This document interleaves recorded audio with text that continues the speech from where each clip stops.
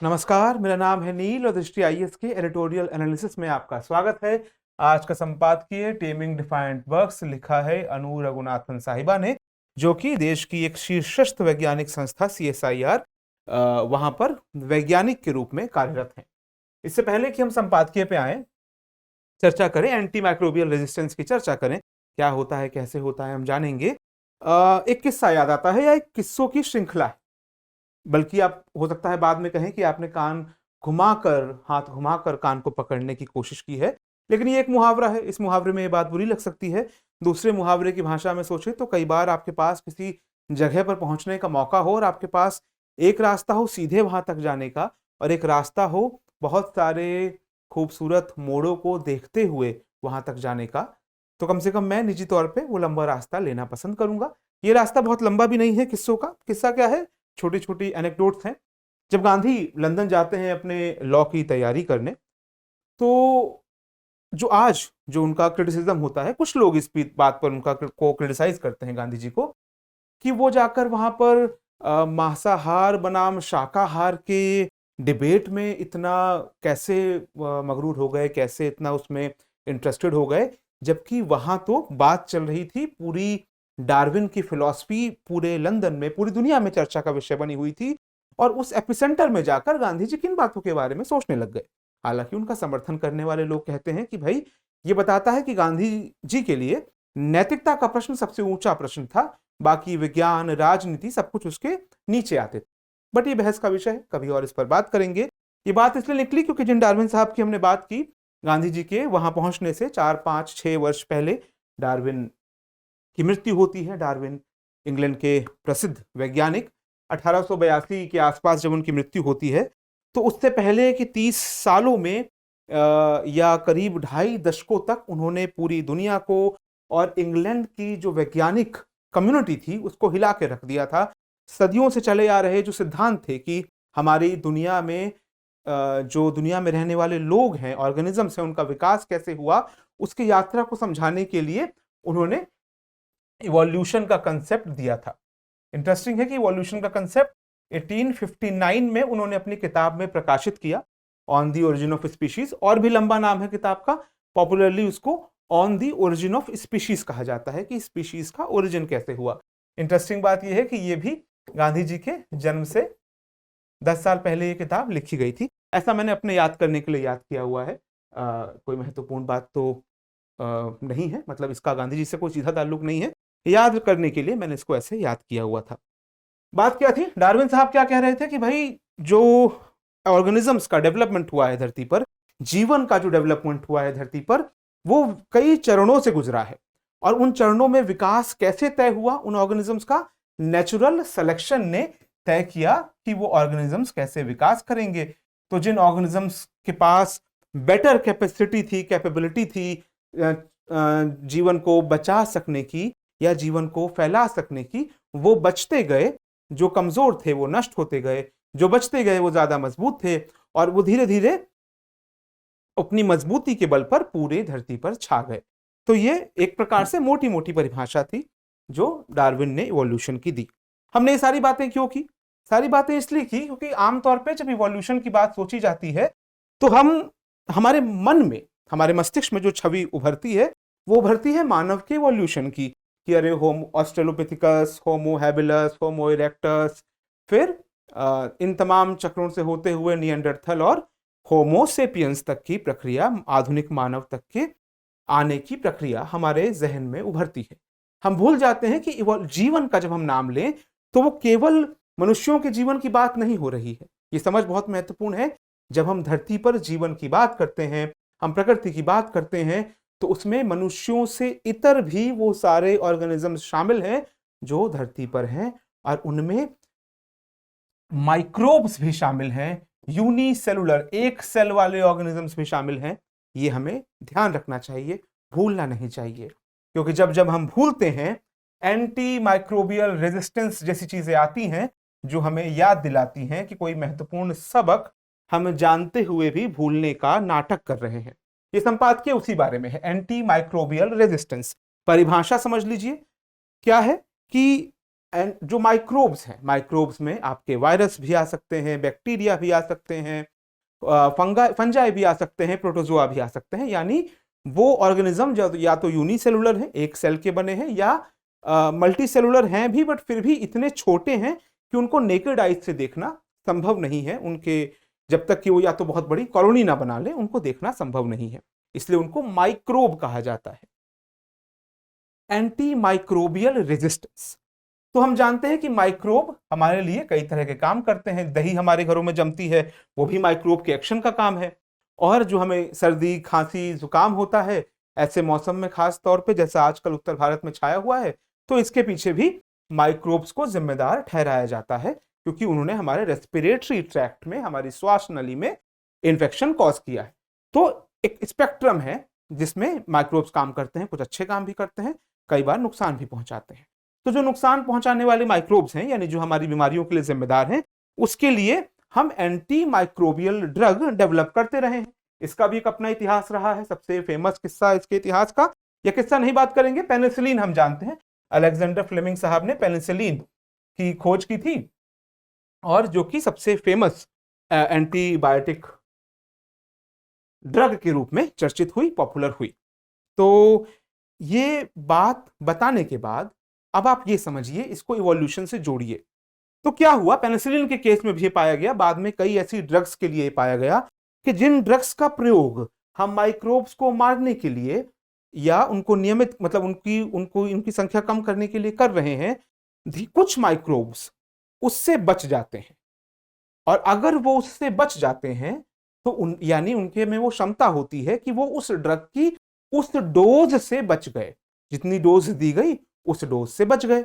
आप पूछेंगे कैसे बच गए, डोज का तो काम था समाप्त कर देना। तो अधिकतर केसेस में ऐसा देखा गया कि जितनी डोज देनी थी इनको पूरी तरह समाप्त कर देने के लिए माइक्रोब्स को, उतनी डोज दी नहीं गई। क्योंकि उतनी डोज नहीं दी गई तो कुछ माइक्रोब्स बच गए। जो माइक्रोब्स बच गए वो बाकी के माइक्रोब्स से ज्यादा ताकतवर थे, क्योंकि कमजोर माइक्रोब्स तो कम डोज में ही समाप्त हो गए। जो माइक्रोब्स बच गए वो ज्यादा ताकतवर थे, और क्योंकि उन्होंने एक बार इस वैक्सीन का, ड्रग का, जो भी हमने दवाई इस्तेमाल की है इनको समाप्त करने के लिए, उसका वेग झेल लिया है, तो उनके अंदर एक रेजिस्टेंस डेवलप हो जाती है उस एंटी माइक्रोबियल ड्रग के खिलाफ। यानी भविष्य में जब वो अपनी संख्या और बढ़ा लेंगे और फिर से इंफेक्शन कॉज करेंगे, या उस व्यक्ति या उस जगह से निकलकर किसी दूसरे कमजोर व्यक्ति में जब ये इंफेक्शन कॉज करेंगे, तो वो बहुत विकराल इंफेक्शन कॉज कर सकते हैं। और उससे निपटना पुरानी वाली ड्रग की बूते की बात नहीं होगी, या कम से कम रेगुलर डोज के बूते की बात नहीं होगी, या तो डोज बहुत बढ़ाना होगा, या फिर शायद नई जनरेशन की ड्रग ही लानी होगी। तो ये होता है मोटा मोटा एंटी माइक्रोबियल रेजिस्टेंस का अर्थ। संपादकीय शुरुआत में वही चर्चा कर रहा है कि एंटी माइक्रोबियल रेजिस्टेंस एक ग्लोबल हेल्थ चैलेंज है, वैश्विक चैलेंज है। वर्ल्ड हेल्थ ऑर्गेनाइजेशन ने कहा है कि मानवता के सामने स्वास्थ्य से जुड़े जो 10 सबसे बड़े संकट हैं, उनमें से एक है एंटी माइक्रोबियल रेजिस्टेंस।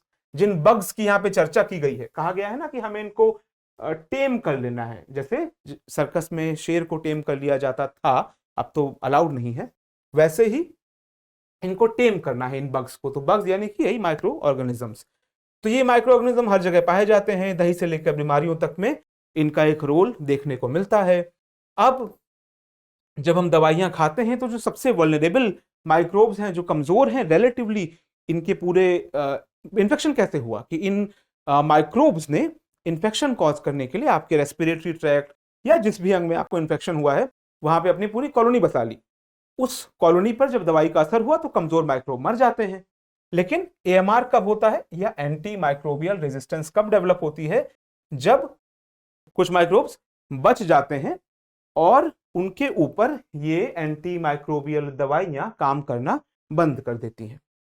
संपादकीय आगे बढ़ता है, कहता है कि देखिए एएमआर को, एंटी माइक्रोबियल रेजिस्टेंस एक बार डेवलप हो गई तो इसको रिवर्स कर पाना या फिर इसका समाधान खोज पाना कोई बहुत आसान चीज नहीं है। कोविड की जो महामारी आई उसने हमको एक सबक दे दिया कि ऐसी बीमारी से जूझने का क्या अर्थ हो सकता है जिसके लिए हमारे पास कोई दवाई ना हो। कोविड महामारी अदरवाइज तो क्या होता, एक वायरल इंफेक्शन की तरह ही था, एक फ्लू का वायरस ही था, लेकिन एक ऐसा अदना वायरस इतना विकराल कैसे हो गया? क्योंकि हमारे पास उसकी दवाइयां नहीं थी।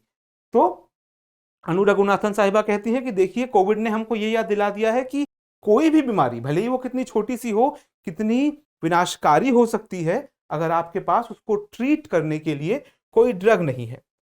कोविड ने, ये तो बुरी बात हो गई है, बड़ी भयानक बात हो गई। जो आशा वाली बात बताई है कोविड ने, वो ये बताई है कि ऐसी महामारी आने पर, ऐसा संकट आने पर दुनिया भर की सरकारें, इंडस्ट्री और समाज के साथ मिलकर आ सकते हैं और सॉल्यूशन तलाश सकते हैं, अगर वो तय कर लें कि उनको समाधान तलाशना है। संपादकीय आगे बढ़ता है, कहता है कि ऐसे में एंटी माइक्रोबियल रेजिस्टेंस का जो सॉल्यूशन है, उसका जवाब तलाशने के लिए हमें क्रॉस डिसिप्लिनरी सॉल्यूशन, यानी केवल साइंस से काम नहीं चलने वाला, हमें अलग अलग विषयों की जानकारी का फायदा उठाना होगा अगर हमें इसका समाधान खोजना है तो। और इस समाधान के लिए एक बात तो वो है जो हम मनुष्यों पर, जब हम बात करते हैं, मनुष्यों की बात करते हैं, तो एक पार्ट इसका वो है, वो पार्ट बहुत कॉमन है। जब हम दोहराएंगे तो आप कहेंगे कि अच्छा अच्छा, ये बात तो हमने कई बार सुनी है, एंटीबायोटिक कम खाओ, बिना जरूरत के मत खाओ, रेगुलर जितना बोला गया है कम से कम उतना डोज पूरा करो, वो सारी बातें बहुत जरूरी हैं। लेकिन कई बार बात केवल इतने पे ही रुक जाती है। संपादकीय यहाँ पर एक इशारा कर रहा है कि आपको देखना होगा कि पर्यावरण में भी कितने ऐसे इस्तेमाल हैं जो सुपर बग्स की आमद को न्योता दे रहे हैं या उनको बढ़ावा दे रहे हैं। कौन से इस्तेमाल है? वो ऐसे इस्तेमाल हैं जो एनवायरमेंट में ही सुपर बग्स को बढ़ावा दे रहे हैं। पोल्ट्री में है, एनिमल जो हस्बेंड्री की इंडस्ट्री है, जहां दूध निकाला जा रहा है, जहां मीट प्रोडक्शन हो रहा है, वहां धड़ल्ले से बिना डॉक्टर के प्रॉपर जांच के, बिना डॉक्टर के प्रिस्क्रिप्शन के, जानवरों को इन्फेक्शन से बचाने के लिए, इन्फेक्शन को ट्रीट करने के लिए एंटी माइक्रोबियल ड्रग्स दिए जाते हैं। जब वो दिए जाते हैं और ध्यान से नहीं दिए जाते हैं तो बहुत चांसेस होते हैं कि वो आपके फूड चेन का हिस्सा बन जाएं, और उससे बचने के तो समाधान क्या ही है, आप जानते ही नहीं।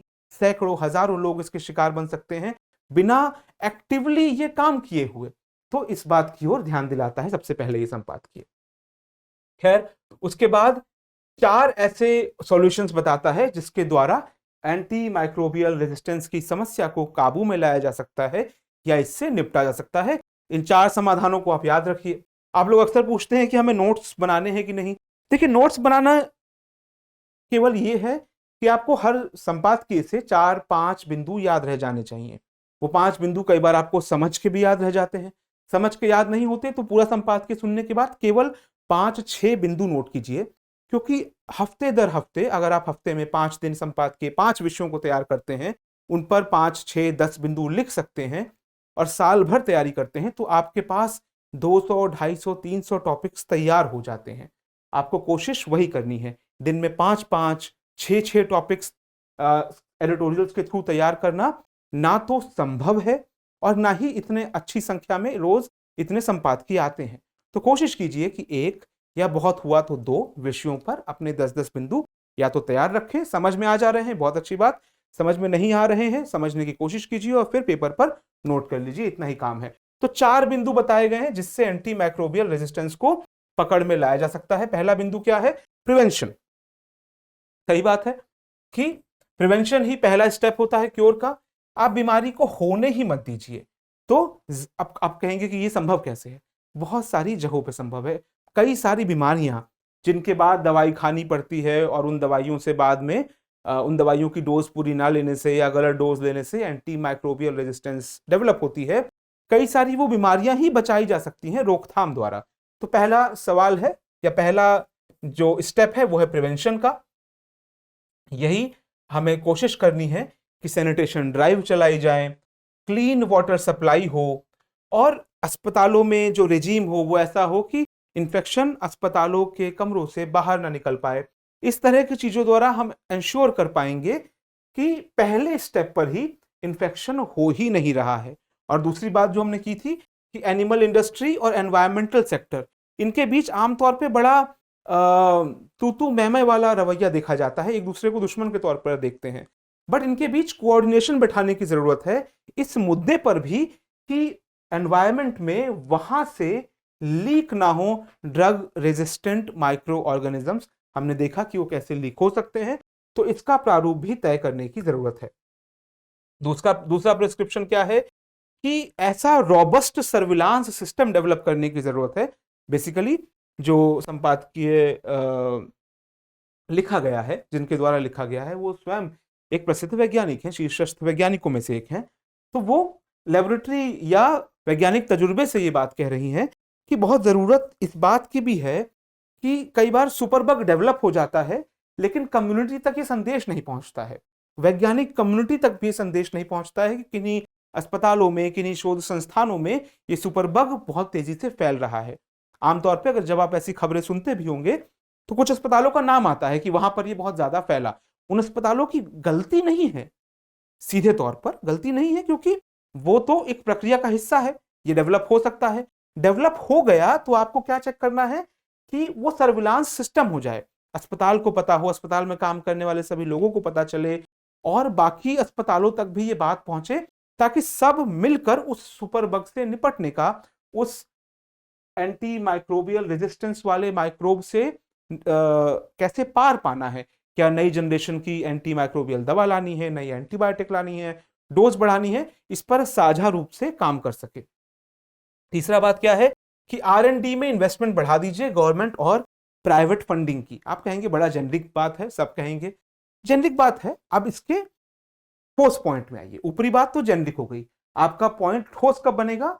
ठोस तब बनेगा जब आप इस बात को साइट करेंगे कि एंटी माइक्रोबियल रेजिस्टेंस जब किसी बग में डेवलप हो गई तो इसका अर्थ है कि उसे समाप्त करने के लिए या तो ज्यादा डोज चाहिए या नई जनरेशन की दवाइयां चाहिए। अब नई जनरेशन की दवाइयां ऑन डिमांड नहीं बनती है कि आपने ऐप पर ऑर्डर प्लेस किया और अगले दिन नई जनरेशन की दवाइयां आ जाएंगी। और इस तर्क से आपकी बात में वजन होगा। तर्क क्या है कि ऐसे एक एंटीबायोटिक को क्रिएट करने में लगभग 1 दशक लगता है और $1 बिलियन से ज्यादा का इन्वेस्टमेंट लगता है। तो आपको लगातार सतत इस प्रक्रिया में रहना होगा कि जो एंटीबायोटिक्स हैं, ठीक ठाक संभावना है कि वो 1 दशक के अंदर पुरानी पड़ जाएंगी, तो अगली जनरेशन की एंटीबायोटिक पे ऑलरेडी काम होता रहे। ये होता रहता है। संपादकीय क्या कह रहा है कि इस विषय पर गवर्नमेंट और प्राइवेट सेक्टर दोनों को अपना इन्वेस्टमेंट बढ़ा देना चाहिए, ये लगातार काम होते रहना चाहिए। और इस बात को भी ध्यान में रखें कि दवाई कंपनियों को इस बात पर, संपादकीय ये कहता है कि दवाई कंपनियों को इन दवाइयों से बहुत लाभ नहीं होता है, इतनी जल्दी लाभ होता नहीं है। तो 10 सालों तक कोई इन्वेस्टमेंट करे और फिर लाभ ना हो, ये कंपनियों के लिए एक मुश्किल स्थिति पैदा कर सकता है। तो ऐसे में चौथा प्रिस्क्रिप्शन जो है वो ये है कि वैश्विक स्तर पर ऐसी नीतियां बनाई जाएं जो कुछ फाइनेंशियल इंसेंटिव पैदा करें।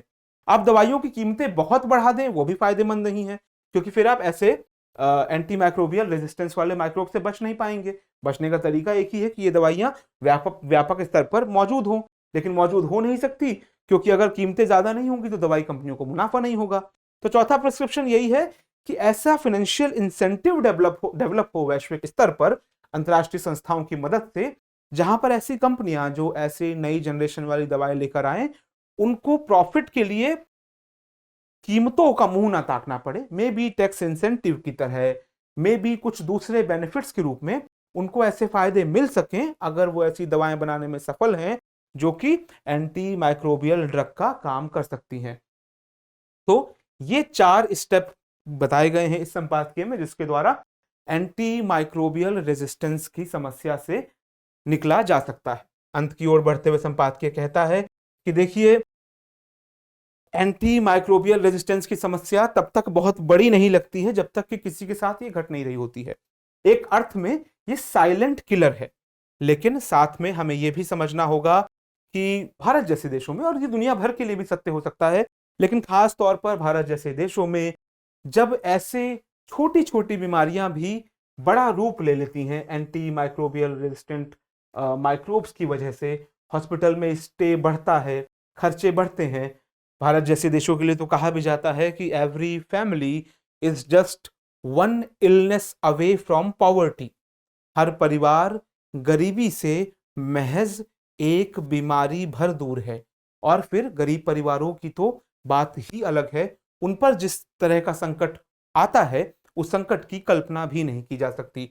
संपादकीय यही कहता है कि ऐसे स्थिति में मॉडर्न मेडिसिन की सक्सेस का पैमाना यही होगा कि हम दवाओं को बीमारी का, नई बीमारियों का कारण ना बनने दें। और इससे पहले कि संपादकीय को खत्म करें, उस बात को आप ध्यान रखें कि जब भी खास तौर पे ऐसे मौसमों में आपको दवाई की डोजेज दी जा रही है तो अपनी दवाई की डोज को पूरा करें। पहली बात तो उसको डॉक्टर के प्रिस्क्रिप्शन पर ही लें, और दूसरी बात जितना प्रिस्क्रिप्शन है, जितने दिनों का है, उसको पूरा करें। पूरा ना करने पर घातक परिणाम हो सकते हैं। ऐसे हो सकते हैं कि अगली बार वो दवाइयां आपके लिए काम ही ना करें। इसी को साइंटिफिक भाषा में हम एंटी माइक्रोबियल रेजिस्टेंस कहते हैं। संपादकीय उसके लिए भी कहता है कि देखिए, लोग, ऐसा नहीं है कि डॉक्टर्स के यहाँ विजिट नहीं करना चाहते, लेकिन कई बार डॉक्टर्स के यहाँ विजिट करना इतना आसान नहीं होता। समय की समस्या हो सकती है, धन की समस्या हो सकती है। तो हमें यह भी इंश्योर करना है कि हम एंटी माइक्रोबियल दवाओं को एक कॉमन गुड की तरह ट्रीट करें। कॉमन गुड क्या होता है? ये मान लिया जाना कि ऐसी चीजें जिन पर सार्वजनिक अधिकार है लोगों का, ये किसी की निजी संतति नहीं है कि बहुत कीमत चुकाने की जरूरत हो। जैसे अच्छी शिक्षा लोगों का अधिकार होना चाहिए किसी भी सभ्य देश में, ऐसे ही अच्छा स्वास्थ्य भी। और उसको हम और स्पेसिफाई करें तो एंटीबायोटिक्स तक पहुंच, उनके डॉक्टर्स तक पहुंच लोगों का अधिकार होना चाहिए। इस विषय में सरकारों को, प्राइवेट सेक्टर को काम करने की जरूरत है, क्योंकि मेडिसिन ने एक और भी चीज सिखाई है कि जब तक एक भी व्यक्ति असुरक्षित है तब तक कोई भी सुरक्षित नहीं है। एंटी माइक्रोबियल रेजिस्टेंस जैसी समस्याओं के साथ भी ये बात लागू होती है, क्योंकि ये माइक्रोब अगर डेवलप हो जाते हैं तो फिर ये कहीं भी फैल सकते हैं। तो इस बात को भी ध्यान में रखने की जरूरत है। संपादकीय के अंत में कहता है कि अगर आप अर्थव्यवस्था की भाषा में ही हर बात समझना चाहते हैं तो ध्यान रखिए कि एंटी माइक्रोबियल रेजिस्टेंस जो है उसका इकोनॉमी पर भी बहुत भार पड़ता है।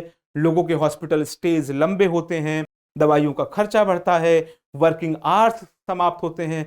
वो देश की पीढ़ी, वो देश के लोग जो देश को आगे बढ़ाने में लगे होने चाहिए थे, वो अस्पतालों में या अपने घरों में आराम करना उनकी मजबूरी बन जाता है।